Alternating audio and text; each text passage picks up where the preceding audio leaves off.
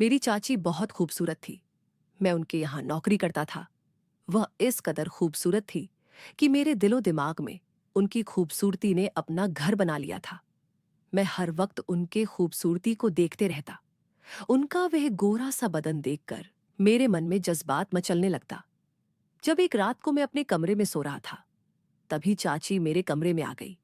उनका इस तरह से मेरे कमरे में आना मुझे समझ में आ चुका था। मुझे एहसास हो चुका था कि वह मुझसे क्या चाहती है। उन्होंने मेरा हाथ पकड़ लिया और कहने लगी, मैं तुमसे एक बच्चा चाहती हूं। उनकी यह बात सुनकर तो मैं हैरान रह गया, लेकिन फिर मैं भी अपने जज्बातों पर काबू ना कर सका। और फिर पूरी रात मेरा नाम रंजीत है और मैं अभी 25 साल का नौजवान हूं। मैं बहुत ही गरीब परिवार से ताल्लुक रखता हूं। मेरी 2 बहनें हैं और भाई में मैं अकेला ही हूं। मेरी दोनों बहनें मुझसे छोटी हैं, जिसमें से बड़ी बहन की अभी 6 महीने पहले ही शादी हुई है। मेरी बहन के शादी के बाद ही मेरे पिता का देहांत हो गया। दरअसल मेरे पिता को शुगर की बीमारी पहले से ही थी। इसी वजह से वह इस दुनिया से चले गए। जब से पिताजी की मौत हुई थी, तब से घर की माली हालत बहुत ही खराब होने लगी थी। मेरी माँ पिताजी के मौत के बाद वह हमेशा इसी सदमे में रहने लगी कि मेरी छोटी बेटी की शादी अब कैसे होगा। आखिर हम गरीब थे। हमारे पास रहने के लिए सिर्फ एक छोटा सा टूटा फूटा घर था। उसके अलावा हमारे पास और कुछ भी नहीं था। मेरे पिता जब जिंदा थे तब हम दोनों की कमाई से घर ठीक ठाक चल जा रहा था, लेकिन जब से उनकी मौत हुई थी, तब से घर की सारी जिम्मेदारी मुझ पर आ गई थी। वह तो अच्छा था कि पिताजी के रहते ही मेरी एक बहन की शादी हो गई थी, लेकिन अब छोटी बहन की शादी करवाना मेरी जिम्मेदारी बन गई थी। मेरे पिताजी बहुत ही ज्यादा गरीब थे, जिसके चलते मुझे पढ़ाई भी नहीं करवा सके।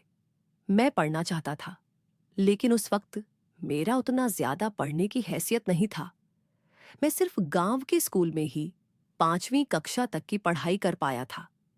लेकिन आज के जमाने में 5वीं कक्षा तक पढ़ने से कोई नौकरी नहीं मिल पाता है।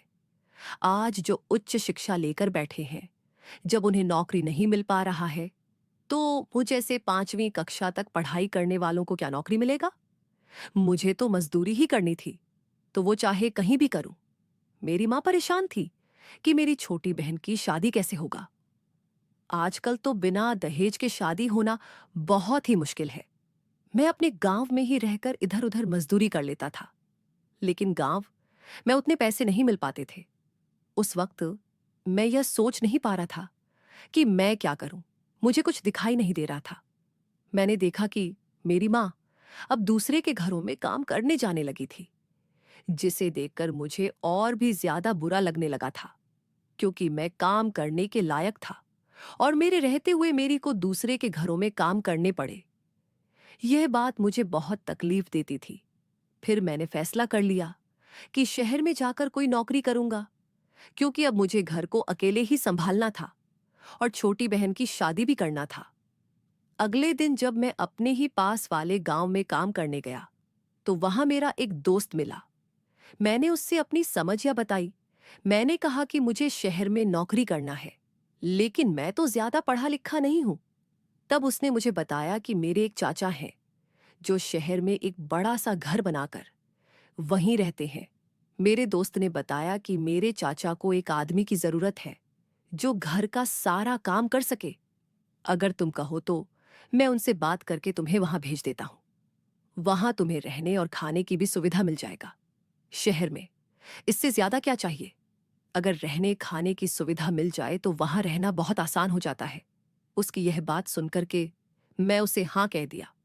मैंने कहा, तुम अपने चाचा से बात कर लो, मैं वहां काम करने के लिए तैयार हूं।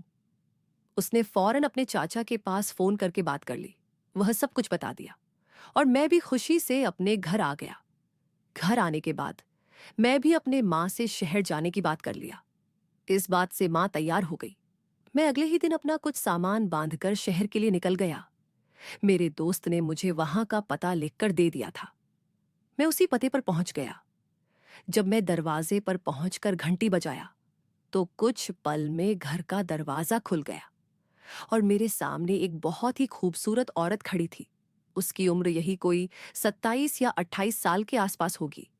लेकिन वह इतनी खूबसूरत थी कि वह अब भी उतनी उम्र की लगती नहीं थी। कुछ पल के लिए तो मैं उसे देखता ही रह गया। मैं लाख कोशिश कर रहा था कि मैं अपनी नजरें हटाऊं, लेकिन उसकी खूबसूरती ने मन को भ्रमित कर दिया था। मैंने इससे पहले इतना खूबसूरत औरत कभी नहीं देखा था। वैसे भी मैं गांव का रहने वाला था, जहां की औरतें ऐसे ही जैसे तैसे रहती हैं। जब उस औरत ने मुझे आवाज दिया, तब मेरा ध्यान भंग हुआ।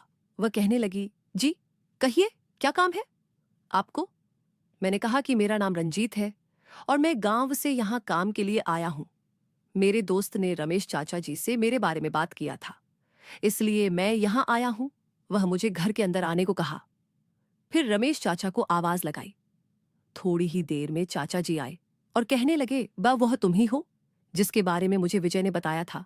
मैंने कहा, जी हाँ, मेरा नाम रंजीत है और मैं विजय का दोस्त हूं। वह मेरे दोस्त के चाचा थे, इसलिए मैं भी चाचा ही कहता था।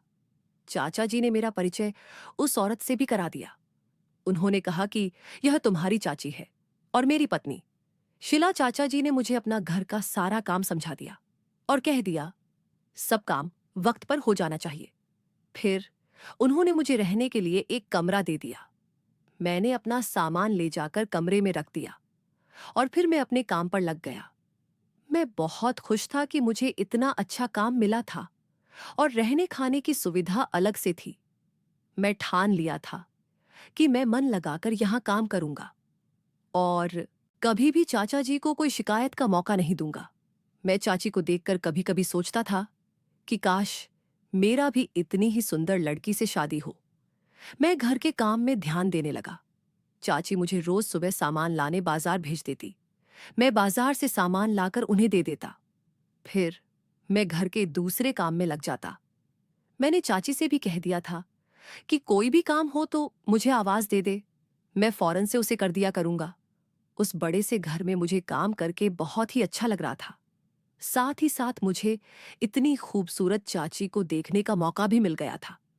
इसी तरह दिन बड़े आराम से गुजर रहे थे।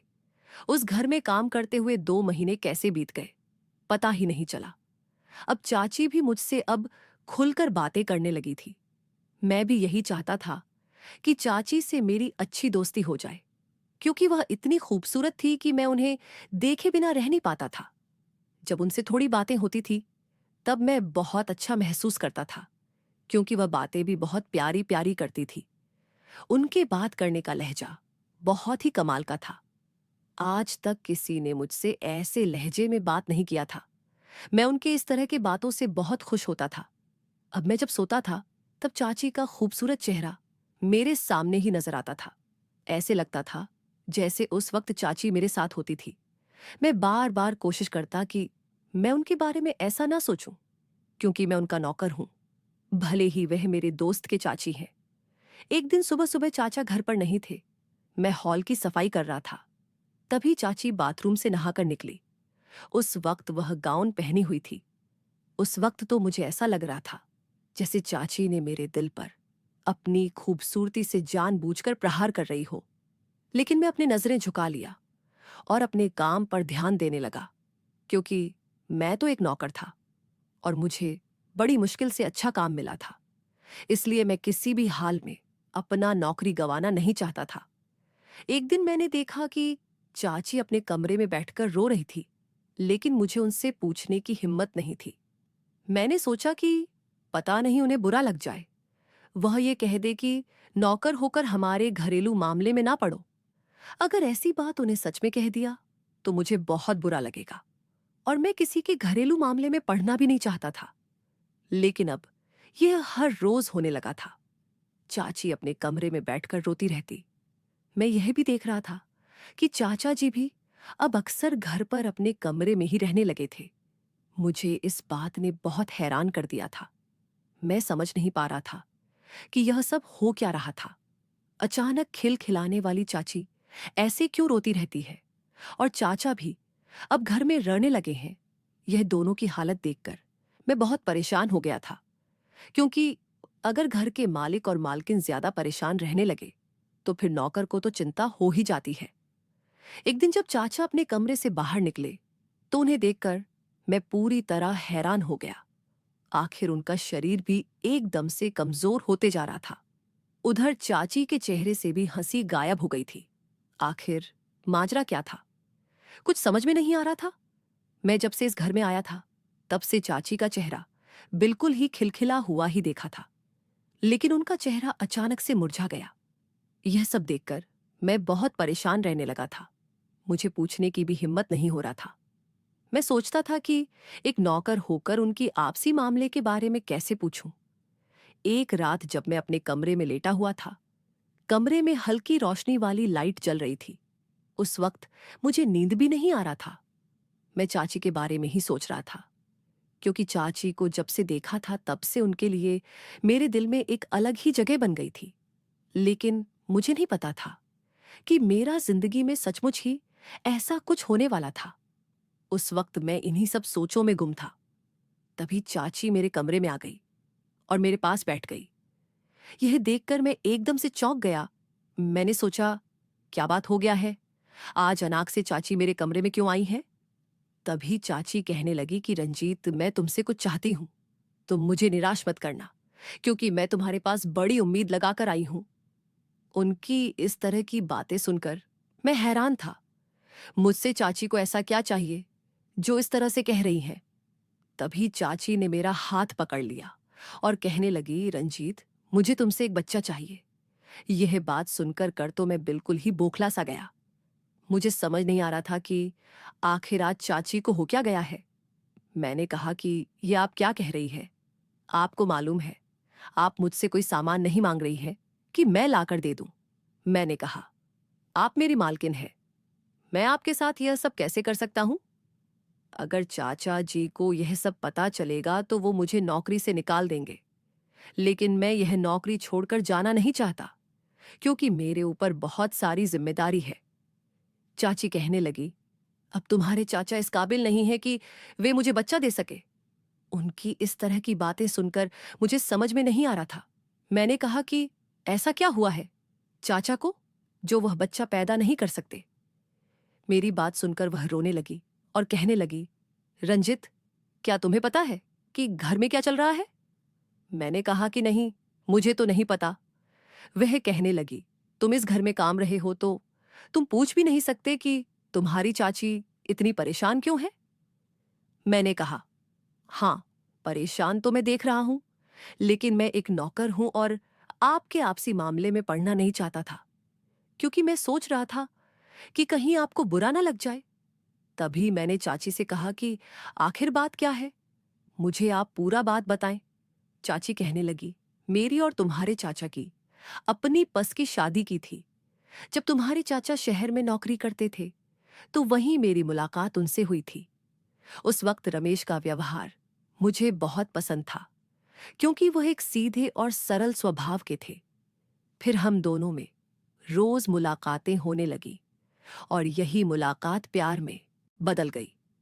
हम दोनों ने अपनी शादी को लेकर अपने घर वालों से बात की, लेकिन वह हमारे रिश्ते को मंजूरी नहीं दिए। इस बात से हम दोनों बहुत परेशान रहने लगे। जब मैंने कहा कि मैं तुम्हारे बिना जी नहीं सकती, अब चाहे जो भी हो जाए, मैं पूरी जिंदगी तुम्हारे साथ ही गुजरूंगी। जब हम इसी तरह कई दिनों तक परेशान रहने लगे, तो रमेश से मेरी परेशानी देखी नहीं गई और हम दोनों एक मंदिर में जाकर अपने घर वालों के खिलाफ शादी कर ली। जब यह बात हमारे घर वालों को पता चली, तो वो हमें घर से निकाल दिए और हमारे साथ सभी रिश्ते तोड़ दिए। उस वक्त हम दोनों बहुत परेशान हो गए कि अब क्या करें। लेकिन रमेश ने अपनी कमाई में से कुछ पैसा जमा किया था। उसी पैसे से वह एक किराए का कमरा लिया और फिर हम वहां रहने लगे। अब भी कुछ ही दिन हुए थे कि वह जिस कंपनी में काम करता था, वहां से उसे दुबई जाने का ऑफर आ गया। घर से धक्के खाने के बाद रमेश ने सोचा कि क्यों ना दुबई जाकर खूब पैसा कमाऊं, जिससे मैं अपना खुद का घर बनाकर अपने पत्नी के साथ साथ रहूं। यह बात रमेश ने जब मुझे बताया, तो मैंने उसे साफ मना कर दिया। लेकिन वह कहने लगा कि हमारे आगे पीछे अब कोई नहीं है। अगर हमारे पास अपना खुद का घर भी नहीं होगा, तो हम पूरा जीवन ऐसे ही रह जाएंगे। तुम थोड़ा सा बर्दाश्त कर लो, फिर सब कुछ ठीक हो जाएगा। उसकी इस तरह की बातें सुनकर मैंने हाँ कर दिया। फिर वह मुझे छोड़कर कुछ ही दिनों में दुबई चला गया। उसके जाने बाद मैं बहुत रोई, क्योंकि यहाँ मेरे साथ कोई बात करने वाला भी नहीं था। रमेश दुबई जाकर अच्छे पैसे कमाने लगा और फिर धीरे धीरे करके यह घर बना लिया। लेकिन कुछ सालों के बाद उसकी तबीयत खराब रहने लगा। जब मैंने बहुत जोर देकर पूछा तो उसने बताया कि उसे लंग कैंसर है। यह बात सुनकर तो मैं बेहोश हो गई। मुझे समझ में नहीं आ रहा था कि अब मैं क्या करूं। घर वाले भी हमारा साथ छोड़ दिए हैं। जब मैं इसके पीछे का कारण पूछी तो उसने बताया, दुबई में कुछ लोगों से मुझे दोस्ती हो गई थी। फिर वे लोग मुझे शराब और सिगरेट पिलाने लगे। मैं इन सब चीजों के लिए मना करता था तो जबरदस्ती पिला दिया करते थे। इसी तरह धीरे धीरे मैं भी इसकी आदी हो गया। फिर मैं खुद भी हर रोज शराब और सिगरेट पीने लगा। एक दिन जब मेरी तबीयत खराब हुई तो मैं डॉक्टर के पास गया। वह उसे देखने के बाद बताया कि मुझे लंग कैंसर है। उस वक्त मैं अपने किस्मत को कोसने लगी। मैं यह सोचने लगी कि काश मैं उसे दुबई जाने से रोक लेती तो यह दिन मुझे देखना नहीं पड़ता। अब तुम्हारे चाचा बस कुछ ही दिन के मेहमान हैं, इसलिए वह मुझे अब बच्चा नहीं दे सकते, क्योंकि अब उनके अंदर वह क्षमता ही नहीं रही कि वे औलाद पैदा कर सके। मैं उनसे पहले भी बच्चे को लेकर जिद किया करती थी, लेकिन रमेश मुझे यह कहकर मना कर देता था कि अभी से बच्चा नहीं चाहिए, अभी तो मुझे पैसे कमाकर घर बनाने हैं। अब देखो, मेरी ऐसी हालत हो गई है कि मुझे तुम्हारे सामने एक बच्चे के लिए गिड़गिड़ाना पड़ रहा है। चाची की यह सब बातें सुनकर मेरी आंखों में आंसू आ गए। मैं सोचने लगा कि आखिर चाची इतनी कम उम्र में अपने पति के बिना कैसे रह पाएंगी। ये दुनिया भी तो किसी एक अकेली औरत को सही सलामत नहीं रहने देता। लोग तो हमेशा बेस और बेबस औरतों पर हमेशा आंख गड़ाए बैठा रहता है। फिर चाची तो इतनी खूबसूरत है, तो इनके साथ क्या होगा? यही सोचकर मेरा मन घबराने लगा था। मैं सोच नहीं पा रहा था कि क्या करूं। चाची कहने लगी कि एक तो मुझे कोई औलाद नहीं है और तुम्हारे चाचा भी कुछ ही दिन के मेहमान हैं। उन्हें जाने के बाद मैं अकेली कैसे रहूंगी? अगर मुझे एक औलाद होगा तो उसके सहारे जीवन काट लूंगी। अब मेरी सुनी गोद को तुम ही भर सकते हो। वह अपना आंचल फैलाकर मेरे सामने रोने लगी। आखिर मैं भी एक जवान मर्द था। मैं भी तो चाची से दिल ही दिल में प्यार करने लगा था। फिर मैं अपने जज्बातों पर कब तक काबू कर पाता? मैंने चाची को तसल्ली दिया और उनसे इस रिश्ते के लिए हाँ कर दिया। उस रात मैंने चाची को पूरी तरह से खुश कर दिया। वह मेरे बाहों में सिमटी हुई एक मासूम बच्चे की तरह लग रही थी। मुझे भी बहुत सुकून मिल रहा था, क्योंकि आज मेरा भी यह सब पहली बार था। ऐसे ही जब रात को चाचा सो जाते तो चाची मेरे कमरे में आ जाती और फिर सुबह चाचा के उठने से पहले ही वह अपने कमरे में चली जाती। हमारे दोनों के बीच अब इसी तरह से चल रहा था। तभी एक दिन अचानक चाचा की तबीयत ज्यादा ही खराब हो गई। हम उन्हें डॉक्टर के पास लेकर गए, लेकिन तब तक वह अपना दम तोड़ चुके थे। तभी चाची जोर जोर से रोने लगी। चाची का इस तरह से रोना देखकर मेरे आंखों में भी आंसू आ गए। मैंने किसी तरह चाची को समझाया और शांत कराया। इस घटना को 20 दिन बीत गए, लेकिन चाची अभी भी उस सदमे से बाहर नहीं निकल पाई थी। वह बार बार मेरे कंधों पर अपना सर रखकर रोए जा रही थी। वह कह रही थी कि अभी मैं इतनी कम उम्र में विधवा की जिंदगी कैसे गुजारेंगे। उनका इस तरह से रोना मुझे अंदर तक झकोड़ दे रहा था। मैं कोई फैसला नहीं कर पा रहा था कि मैं क्या करूं। मैं बहुत हिम्मत जुटाई और चाची से कहा, अगर आप बुरा ना माने तो मैं आपको हमेशा के लिए अपनाना चाहता हूं। वैसे भी हमारे बीच तो एक रिश्ता बन ही गया है, लेकिन अब मैं आपको इस तरह से रोते बिलखते नहीं देख सकता। अब मैं आपको पूरी तरह से अपना लेना चाहता हूं। मेरे मुंह से इस तरह की बातें सुनकर चाची मुझसे लिपट गई। वह रोते हुए कहने लगी कि तुम बहुत ही नेक इंसान हो। मैंने उन्हें चुप कराया और फिर उनकी मर्जी पूछा तो वह हमें सर हिला दिया। अगले ही दिन मैं उनसे शादी कर लिया और उसे एक विधवा की जिंदगी जीने से आजाद कर दिया। 2 दिन के बाद मैं अपने गांव चला गया और अपनी मां को सारी सच्चाई बता दिया। मां कहने लगी कि तूने एक नेक काम किया है और मुझे तुम पर गर्व है। मां कहने लगी कि मैं भी विधवा हूं, इसीलिए मैं एक विधवा का दर्द अच्छी तरह समझ सकती हूं। मेरी तो उम्र हो गई थी और तुम सब भी जवान हो गए थे, इसीलिए मैं इन सब के बारे में नहीं सोच सकती थी। मेरी माँ उसे खुशी खुशी अपनी बहू मान लिया। मुझे एक पत्नी मिल गया था और शिला को पति के साथ एक परिवार भी मिला गया था। मैं अपनी माँ को लेकर वापस शिला के पास चला गया। मेरी माँ अपनी बहू को देखकर बहुत खुश थी। कुछ ही दिन बाद मैंने एक अच्छा सा लड़का देखकर अपनी छोटी बहन का भी शादी करवा दिया। फिर मैं उसी शहर में एक नौकरी ढूंढकर वहीं काम करने लगा। हम सब बहुत ही खुश थे। धीरे धीरे मेरी पत्नी भी बीते कल की बातों को बुलाकर अपनी नई जिंदगी में खुश रहने लगी। दोस्तों, क्या एक विधवा को नई जिंदगी देना गुनाह है? क्या उसे जिंदगी जीने का कोई हक नहीं है? क्या मैंने उससे शादी करके कोई गुनाह किया? आपको क्या लगता है? हमें कमेंट में जरूर बताएं। यदि आपने अभी तक हमारा चैनल सब्सक्राइब नहीं किया है, तो चैनल को सब्सक्राइब करके बेल आइकन को जरूर दबाएं। धन्यवाद।